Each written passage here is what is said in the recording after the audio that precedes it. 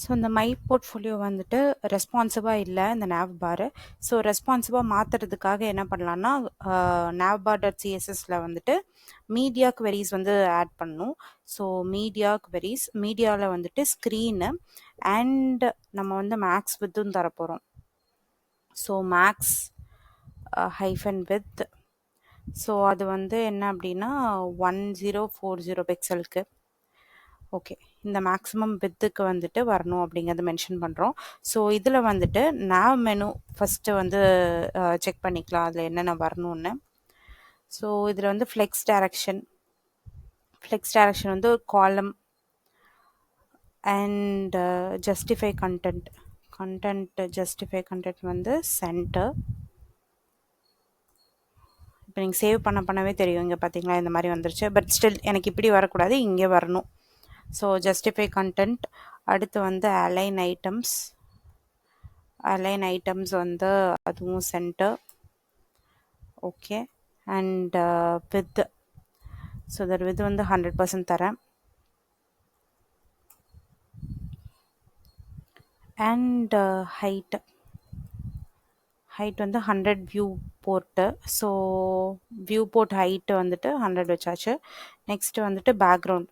So இதுக்கான background வந்து colour வந்து என்ன செட் பண்ண போகிறோம்னா RGBAல எல்லாமே வந்து 0.9 அந்த மாதிரி வைக்கிறேன். ஓகே, நெக்ஸ்ட்டு அண்ட் இதோட பொசிஷன் வந்து அப்சல்யூட்டாக வச்சுக்கலாம், ஏன்னா எனக்கு இது கீழே இருக்குது. ஸோ எதனால் இந்த அப்சல்யூட் வைக்கிறேன் அப்படின்னா எனக்கு இந்த மை போர்ட்ஃபோலியோ இங்கே மேலே தான் இருக்கணும். இந்த ஹோம் ப்ராஜெக்ட்ஸ் அபவுட் காண்டாக்ட் மட்டும்தான் இங்கே வரணும். ஸோ அதுதான் ரெஸ்பான்சிவ்னஸ். அதனால் ஓகே, இந்த அப்சல்யூட் கொண்டு வந்தாச்சு. அடுத்து டாப் 0 அண்ட் லெஃப்ட் அது வந்து 0. Z இண்டெக்ஸும் கொடுத்துக்கலாம். So Z-index. ஸோ அது வந்து என்ன தர போகிறோம்னா -3. ஓகே, இப்போ வந்து இது சென்டருக்கு வந்துருச்சு. ஓகே, இப்போ இது வந்து இந்த nav பாரில் இருக்கிற லைக் அந்த மென்யூஸ் வந்து கரெக்டாக வந்துருச்சு. இப்போ எனக்கு என்னென்னா அது லிஸ்ட்டு வந்து மாற்றணும். ஸோ nav மெனுவில் வந்துட்டு லிஸ்ட்டு. அந்த லிஸ்ட்டில் வந்துட்டு பேடிங் வந்து ஃபஸ்ட்டு இருக்கிறது வந்து 1 rem அண்ட் நெக்ஸ்ட் இருக்கிறது வந்து 0 தரேன். ஓகே, அண்ட் இப்போ வந்து list. Okay, anchor tags nav menu அதில் வந்து லிஸ்ட்டில் இருக்க ஆங்கர் டேக்ஸ் வந்து அதோட ஃபாண்ட் சைஸ் வந்து 2 rem. ஓகே, ஸோ இப்போ இது பெருசாக வந்துருச்சா? ஓகே, இப்போ வந்து இதை பார்த்தீங்கன்னா ஓகே மிமெண்ட் இங்கே பாருங்கள். ஸோ ஸ்மாலர் ஸ்க்ரீனுக்கு இந்த மாதிரி வந்துடுது. ஸோ லார்ஜர் ஸ்க்ரீனுக்கு மேலே இருக்குது, ஸ்மாலர் ஸ்க்ரீனுக்கு இந்த மாதிரி வந்துடுது. Okay fine. இப்போ என்ன அப்படின்னா இதை வந்து எனக்கு இங்கே ஒரு ஹாம்பர்கர் மெனு மாதிரி வைக்கணும், மெனு மாதிரி வச்சு யூஸ் பண்ணணும். ஸோ அதுக்கு வந்து என்ன பண்ணலாம் அப்படின்னா ஃபஸ்ட்டு navbar.jsx போயிட்டு அந்த மெனு வந்து ஒரு கிளாஸாக வந்து இம்போர்ட் பண்ணணும். ஸோ இது வந்து இந்த ஆஃப்டர் லிங்க்கு ஒரு டிவ். ஸோ இந்த டிவ் வந்து நான் கிளாஸ் நேம் கொடுத்து வச்சுக்கிறேன், கிளாஸ் நேம். ஸோ அது வந்து ஹாம்பர்கர் ஸ்மாலர் கேஸில் வச்சுக்கலாம், ஹாம்பர்கர் மெனு. ஸோ இது எப்படியே இருக்கட்டும். அண்ட் ஸோ இதுக்குள்ளே என்ன இருக்கணும்னா ஐக்கன்ஸ் யூஸ் பண்ணணும். அந்த ஐக்கன்ஸ் வந்து bar's அந்த ஐக்கன் வந்து யூஸ் பண்ண போகிறேன். ஸோ இப்போ இது யூஸ் பண்ணும்போது எரர் வருது, என்னென்னா விச் இஸ் நாட் டிஃபைன். இந்த மாதிரி ஐக்கன்ஸ் வந்து யூஸ் பண்ணும்போது நம்ம வந்து மென்ஷன் பண்ணணும் இதை வந்து எங்கேருந்து நம்ம வந்து எடுத்திருக்கோம் அப்படின்னு சொல்லிட்டு. ஸோ இம்போர்ட்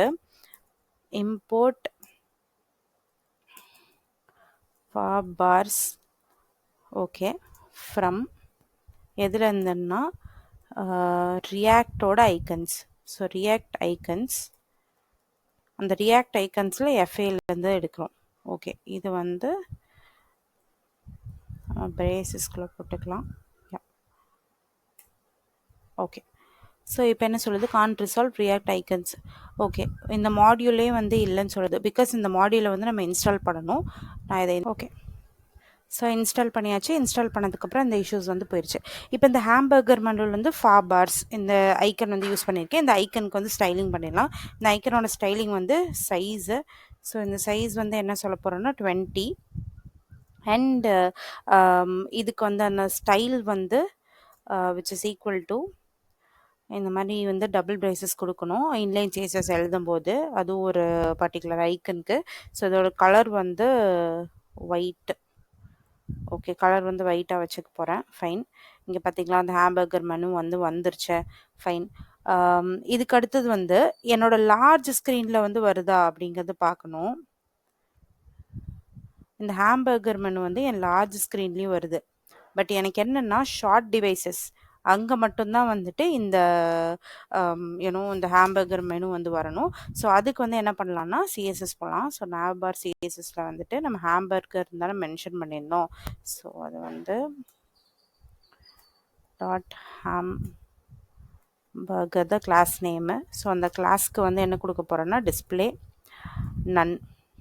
அதுக்கு என்ன பண்ணணும் அப்படின்னா மீடியாவில் வந்து மீடியா ஸ்க்ரீனுக்குள்ளே அதுக்குள்ளே வந்துட்டு நம்ம ஹேம்பர்கர் வந்து ஆட் பண்ணணும். லைக் ஏன்னா ரெஸ்பான்சிவாக இருக்கும்போது தான் எனக்கு இது வரணும் அப்படிங்கிறதுக்காக.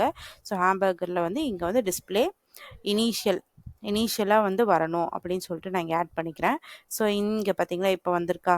ஸோ இப்போ வந்து நம்ம இந்த ஸ்க்ரீனை வந்து ரீசைஸ் பண்ணி பார்த்தா வரல. ஸோ லார்ஜர் ஸ்க்ரீனுக்கு வரல, பட் ஷார்ட்டர் ஸ்க்ரீன் அதாவது சின்ன ஸ்க்ரீனுக்கு வந்து வந்துருச்சு. Okay fine. இப்போ வந்து எனக்கு இந்த ஹேம்பர்கர் மெனு கிளிக் பண்ணாதான் இதெல்லாம் வந்து காட்டணும் அப்படிங்கிற வேலிடேஷன் வந்து நம்ம பண்ணணும். ஸோ அதுக்காக வந்து navbar.jsx போகலாம். ஸோ இங்கே வந்து நான் யூஸ்டேட் யூஸ் பண்ண போகிறேன். அதனால வந்து ரியாக்ட் யூஸ்டேட்டை வந்து இம்போர்ட் பண்ணிக்கிறேன். ஓகே, இம்போர்ட் பண்ணியாச்சு.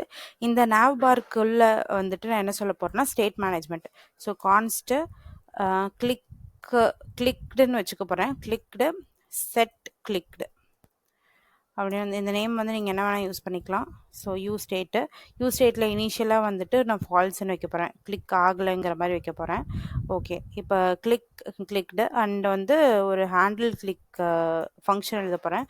கான்ஸ்ட் ஹேண்டில் கிளிக். ஸோ இது வந்து என்ன அப்படின்னா it's going to be an arrow function.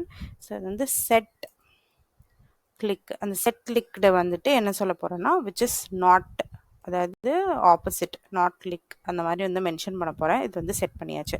Okay, it is clicked. Okay fine, set பண்ணியாச்சு. இப்போ வந்து இந்த ஃபா பார்ஸ் இருக்கு இல்லையா. ஸோ இது வந்துட்டு இங்கே வந்து நம்ம மென்ஷன் பண்ணணும் எப்போ வந்து கண்டிஷன் எழுதணும். அதுக்கு முன்னாடி எனக்கு வந்து இந்த ஹேம்பர்கர் மெனு இருந்தாலே க்ளோஸ் மெனுன்னு ஒன்று வரணும். ஏன்னா இதை கிளிக் பண்ணால் இது வியூ ஆகணும்னா க்ளோஸ் பண்ணாலும் வியூ ஆகிற மாதிரி இருக்கணுமா. ஸோ அதுக்கு வந்து இதை அப்படியே வந்து காப்பி பண்ணி நான் இங்கே வந்து போட்டுக்கிறேன். இதை வந்து என்ன சொல்ல போகிறேன்னா ஃபார் டைம்ஸ் அப்படின்னு சொல்லிட்டு இந்த ஃபார் டைம்ஸையும் வந்து இங்கே வந்து இன்க்ளூட் பண்ணணும். இம்போர்ட். ஓகே, இம்போர்ட் பண்ணியாச்சு. ஸோ இப்போ எங்கே என்னென்னா 2 ஐக்கன்ஸும் வந்திருக்கு. இன்டூவும் வந்திருக்கு, ஹேம்பர்கரும் வந்திருக்கு. இப்போ நான் வந்து மென்ஷன் பண்ணணும் எப்போ என்ன காட்டணும் அப்படின்னு சொல்லிட்டு. ஓகே, அதுக்கு வந்துட்டு நம்ம அந்த கண்டிஷ்னல் திங்ஸ் வந்து யூஸ் பண்ணணும். ஸோ இங்கே div கிளாஸ் நேம் ஹேம்பர்கர் இருக்கா. ஸோ இங்கே வந்து நான் ஆன் கிளிக் பண்ணும்போது ஹேண்டில் கிளிக் அந்த ஃபங்க்ஷன் கால் பண்ணேன் அப்படின்னு வந்து சொல்லியிருக்கேன். அதுக்கப்புறம் இதில் வந்துட்டு என்ன மென்ஷன் பண்ண போகிறேன்னா ஸோ கிளிக், அதாவது கிளிக்டாக இருந்துச்சு அப்படின்னா அது வந்து ட்ரூவாக இருந்துச்சுன்னா இந்த ஃபார் டைம்ஸ் இருக்கு இல்லையா, இதை வந்து அப்படியே காப்பி பண்ணி இங்கே வந்து போட போகிறேன். ஸோ கிளிக்டாக இருந்தால் ட்ரூவாக இருந்தால் இது, எல்ஸ் ட்ரூவாக இல்லை ஃபால்ஸாக இருந்தால் அதாவது கிளிக் பண்ணலைன்னா வந்துட்டு இந்த ஐக்கன் வந்து காட்டு அந்த மாதிரி சொல்ல போகிறோம். ஓகே, ஸோ இது சேவ் பண்ணியாச்சு. இப்போ இந்த மாதிரி வந்திருக்கா. யா ஓகே, இது வந்து மென்ஷன் பண்ணியாச்சு. ஆல்சோ இப்போ வந்து நம்ம வந்து ஹேம்பர்கரில் வந்து மீடியாவில் வந்து மென்ஷன் பண்ணியிருந்தோமா. ஸோ அங்கேயும் வந்து நம்ம மாற்ற வேண்டியது இருக்குது. ஸோ சிஎஸ்எஸ் போகலாம். ஸோ இந்த ஹேம்பர்கர் வந்து இதுக்கு முன்னாடி வந்து இங்கே லெஃப்ட்டில் வந்துட்டு 0ன்னு வந்து மென்ஷன் பண்ணியிருப்போம். ஸோ இங்கே வந்து என்ன சொல்ல போகிறோம்னா -100%. ஏன்னா இது வந்து எனக்கு தெரியும் இது வியூ ஆகவே கூடாது. ஸோ அதுக்காக -100% வந்து எனக்கு வியூ ஆகாமல் இரு அப்படிங்கிற மாதிரி சொல்கிறேன். இது இப்போ வந்து இது வியூ ஆகலை. ஓகேவா, இது வியூ ஆகலை. அதே மாதிரி வந்து இங்கே nav மெனு வந்து ஆக்டிவாக இருந்தால் என்ன நடக்கணும் அப்படின்னு வந்து சொல்ல போகிறேன். nav-menu அது வந்து ஆக்டிவாக இருந்துச்சுன்னா எனக்கு வந்து லெஃப்ட் வந்து 0வாக இருக்கணும். ஆக்டிவாக இல்லைன்னா வந்துட்டு இங்கே வந்து தெரியக்கூடாது. இப்போ திருப்பியும் வந்து JSX போயிட்டு இங்கே இன்னொரு வேலிடேஷன் ஆட் பண்ணி இப்போ இது வந்து நம்ம செட் பண்ணணும். லைக் என்ன அப்படின்னா எப்போ கிளிக் ஆகிருக்கோ அப்போ வந்து என்ன கிளாஸ் நேம் வரணும், கிளிக் ஆகலைன்னா என்ன கிளாஸ் நேம் வரணும் அப்படின்னு சொல்லிட்டு. ஸோ UL இருக்கு இல்லையா, ஏன்னா இது வந்து ULோடது. ஸோ இந்த nav menu. ஸோ இதுக்கு முன்னாடி class name which is equal to இங்கே என்ன சொல்ல போகிறேன்னா ஓகே கிளிக்டு. ஸோ கிளிக்டு வந்து ட்ரூவாக இருந்துச்சுன்னா கிளாஸ் நேம் வந்து nav menu active hyphen nav menu ஆக்டிவாக இருக்கணும். இல்லைன்னா ஸோ இது இல்லை அப்படின்னா எனக்கு வந்து nav menu வந்து வரணும் அப்படின்னு வந்து சொல்கிறேன். ஓகேவா? ஸோ இதை வந்து கிளாஸ் நேம் வந்து ஆட் பண்ணியாச்சு. இப்போது இதை நான் கிளிக் பண்ணால் இங்கே வேல்யூஸ் வரணும். மெனு இப்போ பாருங்கள், இந்த ஹேம்பர்கர் மெனு கிளிக் பண்ணால் இந்த லிஸ்ட்டு டிஸ்பிளே ஆகுது. இங்கே க்ளோஸ் பட்டன் இருக்குது, க்ளோஸ் பண்ணிவிட்டு டிஸ்பிளே ஆகாது. ஆல்சோ ஒரு ஸ்மூத் ட்ரான்சிஷனுக்காக என்ன பண்ணலான்னா மீடியா ஃபைலில் வந்து nav மெனு இருக்கு இல்லையா, அந்த nav மெனுவில் வந்துட்டு நம்ம வந்து ட்ரான்சிஷன் வந்து ஆட் பண்ணிக்கலாம். ஸோ இங்கே வந்து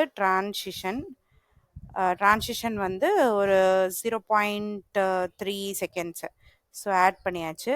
ஸோ இங்கே ரன் பண்ணுறேன். இப்போ இங்கே பாருங்கள், இப்போ இந்த ட்ரான்சிஷன் வந்துட்டு போகுது இல்லையா, ஸோ அதுக்காக இப்போ வந்து நம்மளோட nav bar காம்பனன்ட் முடிஞ்சிச்சு. அதுவுமே வந்து நமக்கு இப்போ ரெஸ்பான்சிவாகவும் இருக்குது. ஸோ நெக்ஸ்ட் வீடியோவில் என்ன பண்ணலாம் அப்படின்னா அடுத்து அந்த ஹோம் கண்டென்ட், ஹோம் ஹீரோன்னு சொல்லுவோம், அந்த கண்டென்ட் வந்து ரெடி பண்ணும். So until then stay tuned for the next video guys. Thank you for watching. Tata, bye bye, take care.